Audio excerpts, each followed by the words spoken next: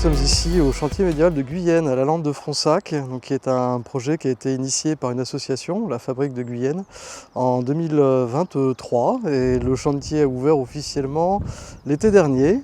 C'est la deuxième année que dans le cadre d'un optionnel de master, qui court sur le master 1 et le master 2, nous avons l'opportunité de venir un petit peu expérimenter la matière ici sur le chantier, notamment autour des maçonneries, parce que c'est vrai que c'est quelque chose qu'ils n'ont pas forcément l'occasion d'explorer au cours de leur cursus. Donc voilà, c'est relativement pertinent à mon sens de venir les confronter à ce matériau. En plus, comme ici, on est sur une démarche de circuit court, de recyclage, de matériaux de démolition, d'utiliser les ressources qui sont sur le terrain, la terre, le sable, le vime pour faire l'osier. Il me semble aussi que c'est intéressant pour eux de découvrir finalement quelque chose qui est dans une démarche durable, aussi qui est dans une démarche sociale, parce que c'est un projet de territoire, un projet d'insertion professionnelle. Et là aussi, il me semble intéressant de venir confronter des futurs architectes avec des gens des métiers de la maçonnerie traditionnelle, de la charpente, mais aussi voilà, des étudiants, des apprentis de lycée pro, de l'AFPA, du Greta. Ça me semble intéressant en fait parce que ça permet aux étudiants d'avoir aussi un même niveau de vocabulaire, de voir la difficulté aussi du métier et d'être confronté avec des gens qui, à terme, seront les exécutants des ordres qu'ils auront à mettre au point, à mettre en œuvre. On va faire une demi-gâchette, un demi-sac de chaux, 7 seaux de grave tamisés.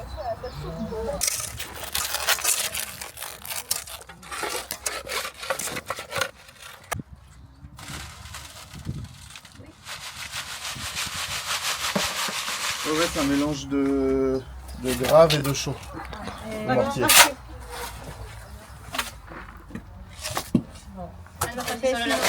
Je m'appelle Valérie Ossan, je suis le fondateur du projet du chantier médiéval de Guyenne. Donc c'est une idée qui m'est venue après la découverte de Guédelon, le chantier de Guédelon en Bourgogne et la construction de la frégate de l'Hermione à Rochefort, qui était plus proche de nous géographiquement. Et donc j'ai eu, à la suite de ça, envie de voir si c'était possible de faire la même chose sur le thème des bâtisseurs de cathédrales. Ça a pris quelques années et puis petit à petit on a constitué une association qui s'appelle la Fabrique de Guyenne pour porter ce projet, pour le mener à bien. Et notamment parce qu'on s'est aperçu qu'il y a un vrai enjeu sur la transmission des savoir-faire aussi dans tous les métiers de maçonnerie, de taille de pierre, dans le patrimoine. Et donc on a conçu le projet avec une partie historique, recherche historique, construction à l'ancienne comme au Moyen-Âge, etc. Et il y a un volet socio-professionnel assez important avec un lien avec les centres de formation, avec de l'insertion professionnelle notamment.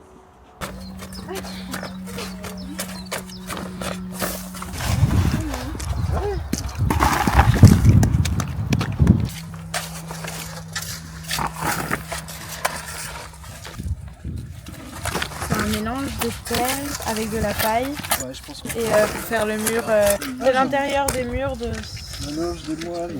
la loge des moines. Ah, il est là. Il est là, voilà. Je dis, voilà, c'est la faire. Moi, je dis ce que les gens ont appris. Allez. Ah oui, du coup, c'est une construction en bauge, donc en terre, et en brande pour le toit. Le reste de la structure du toit et des poteaux sont uniquement enfoncés dans le sol. Et l'intérêt, c'est d'essayer de tester un habitat traditionnel comme il existait en fait jusqu'au début du XXe. On sait, c'est attesté par des photographies. En Dordogne, par exemple, on avait des habitats comme ça, des loges pour les cantonniers ou pour les travaux de forestiers. Donc ouais, c'est des constructions qui, il y a encore un siècle, jalonnaient nos campagnes et qui ont totalement disparu. On appelle ça les bus. C'est bien, c'est trop bien ta planche de l'élément. Bah là, ça marche encore, ça veut juste dire que papa. On se rajoute une. Ouais, c'est ce que j'étais en train de me Voilà, dire. c'est ça qu'il faut Et ça, c'est du gym, de l'osier. Ouais. C'était un des matériaux de base, pareil dans les constructions jusqu'à la fin du 19e. Tu t'en sers pour faire les paniers, pour faire tout ce qui sert au transport de petites charges. Tu fais aussi les crayonnages pour les échafaudages, c'est attesté, enfin le Moyen-Âge, à la Renaissance, que c'était avec de l'osier tressé. Qu'est-ce que tu fais avec l'osier? Tu peux aussi lier pour faire les ligatures des échafaudages aussi. C'était fait avec de l'osier, pas forcément de la corde. Ouais. Il est pas mal, non? Pas cher. Avec la main gauche, du coup, tu vises. Ouais. C'est des trucs,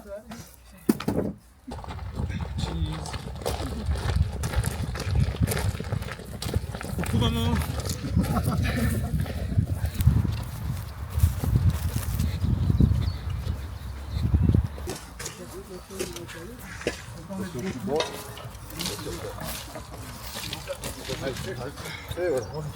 Ok. Bon, on va le laisser comme ça. Il reste encore quelques morceaux de bois. C'est parti.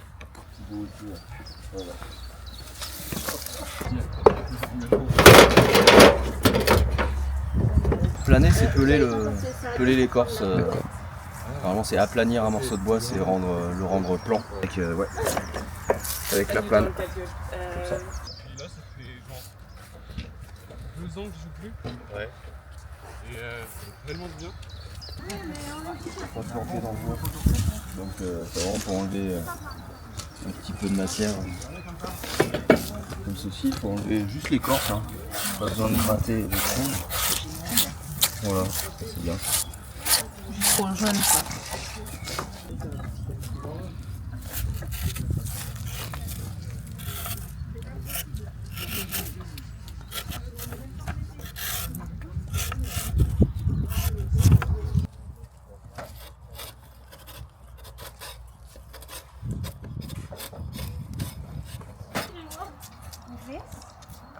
Non. Okay.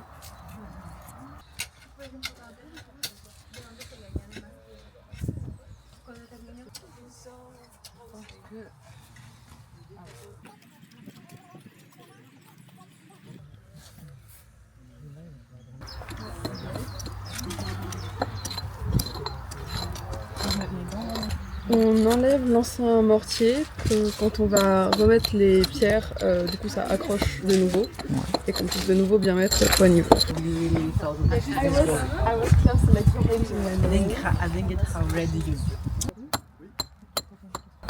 C'est récupérer des différents chantiers ou de carrières.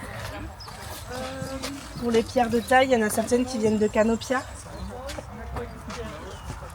Et après les autres, elles viennent du coin.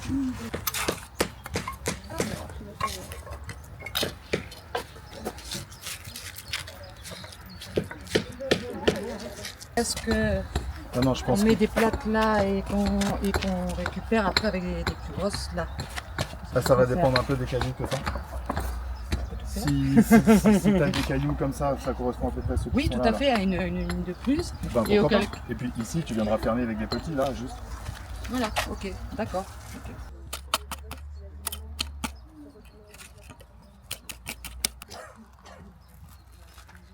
À mon avis, à l'époque, ils se mettaient dans le banc.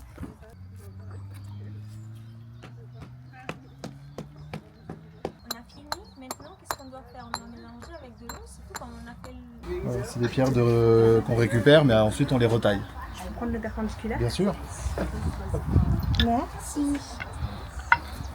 Ce qui nous intéresse pour les parements, c'est d'avoir des faces planes sur les cailloux. Donc les cailloux qui sont ronds, un peu comme ça, là, voilà, là on a une face plane. Donc celui-là, on va le garder. Mais si on a un caillou qui est un peu trop rond, comme celui-là, là, peut-être, ouais, et encore, bon. Celui-là, on pourrait le mettre en remplissage. Les gros, on va les mettre en remplissage. Des gros, des petits, des moyens.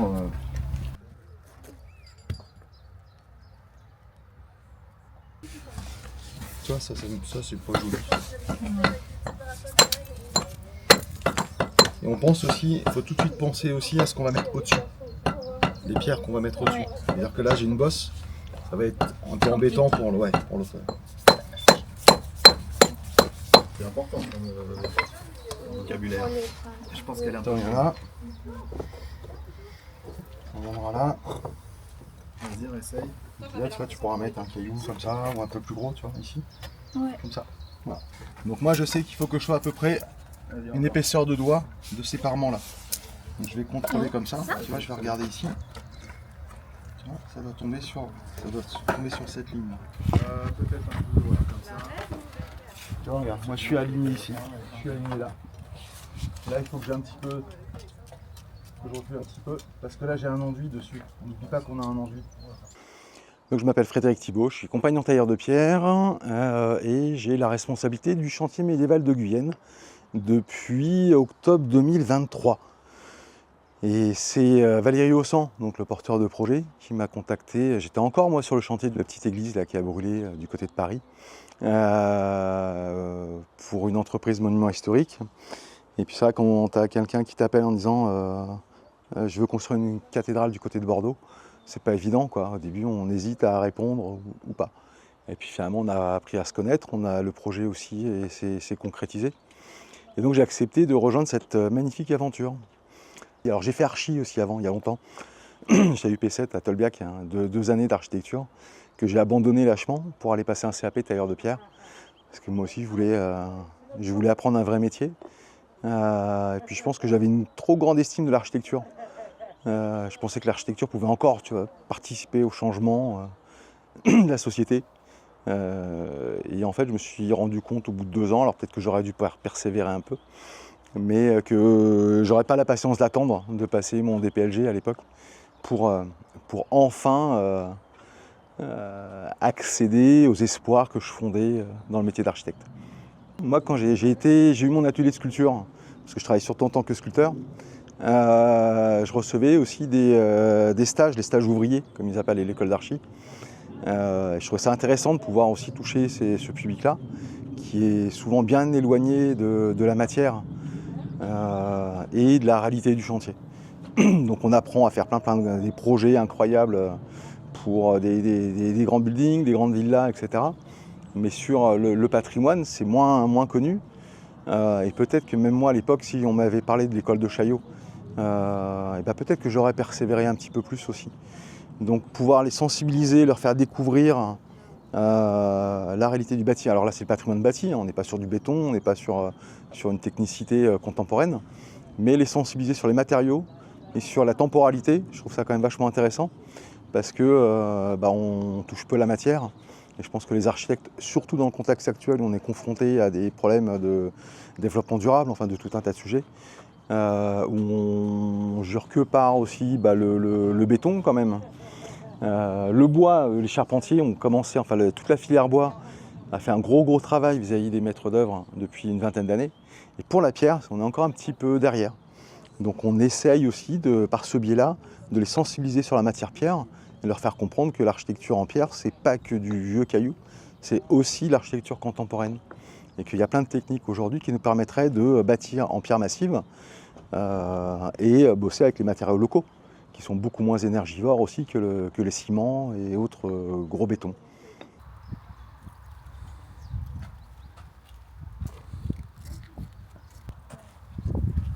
Normalement c'est là. On a quand même un décalage là sur l'extérieur. Là aussi. Hein.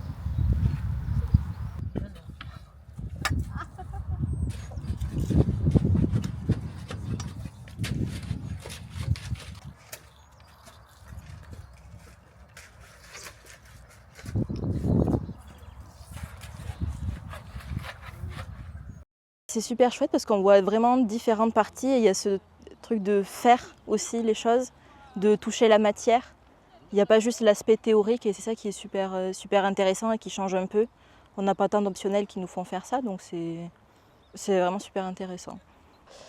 J'ai choisi cet optionnel parce que depuis le début de mes études, je suis assez intéressée par le patrimoine et je fais un sujet de PFE, du coup de projet de fin d'études, qui est lié à une abbaye du Moyen-Âge, donc c'est un peu corrélé. Et oui, j'en suis très contente de cet optionnel, surtout parce que c'est assez avec différents champs. On a autant des cours théoriques, on a du coup un exercice à faire à Saint-Émilion, au Clos Fourté, et on a là du coup le chantier participatif du coup, qui permet de plus être réaliste et pas que dans l'apprentissage. J'ai choisi cet optionnel un peu dans la prolongation de mon Erasmus à Rome sur la conservation, le patrimoine. Enfin, c'était des thèmes que j'avais abordés. Et donc c'est assez cool puisque là on le met vraiment en œuvre. On n'a pas que de la théorie, on a aussi de la pratique. Et moi j'avais pas connaissance de chantier comme ça avec les méthodes de l'époque et donc c'est cool. Je suis très contente. Je pense que le professeur Drapeau a fait un parfait choix pour nous. Là, on apprend trop de choses sur la construction pendant la période médiévale. Les matériaux, les processus, tout en pratique, c'est pas en théorie. Dans les natures, je pense que c'est trop beau. Donc oui, je suis très contente d'y être. Et je suis très lucky d'être ici. Oui, c'est ça. Le cours qu'on est en train de faire avec M. Drapeau, c'est assez intéressant. On met un peu la main à la pâte sous différentes manières et sous une méthode beaucoup plus ancestrale. On est quand même dans un environnement qui est super intéressant. On n'a pas l'habitude. Pouvoir faire ça avec autant d'Erasmus, c'est assez dépaysant. Et pour le côté scolaire, on découvre des nouvelles méthodes, du moins des anciennes méthodes, remises à jour. Et puis travailler la bauge, ça paraît être quelque chose d'assez extérieur à nos études. Et au final, c'est totalement facile et utilisable. En quelques dizaines de minutes, on produit de la bauge et on commence à construire des choses telles qu'un four à pain. Ça peut être tout bête à raconter comme ça, mais le faire, c'est différent. Donc super intéressant. Et j'ai fait l'enseignement de la conservation à l'intervention avec l'existante. Et on est en train de faire maintenant un chantier médiéval. Je trouve que c'est très bien pour s'approcher vraiment à un chantier comme ça, parce qu'on n'a pas le droit normalement de le faire. Et c'est très bien de pouvoir participer à quelque chose comme ça, même si ce n'est pas un grand chantier, parce qu'on est plus habitué peut-être à voir de chantiers comme ça. C'est quelque chose de très curieux et c'est très bien de pouvoir participer à des choses comme ça. Là, j'ai choisi cet optionnel de TD sur le patrimoine pour reconstruire avec l'existant. Parce que ça m'intéressait de regarder comment on peut revaloriser le patrimoine bâti, mais aussi d'y mêler du neuf et de regarder un peu toutes ces contraintes, surtout en France, avec cette notion de patrimoine. Et du coup, oui, je suis satisfaite. On a commencé avec des cours qui étaient très intéressants, justement, sur toutes les normes et autres. Et là, on a l'occasion de venir sur le chantier et de voir comment est-ce qu'on construisait au Moyen-Âge. Donc c'est très intéressant.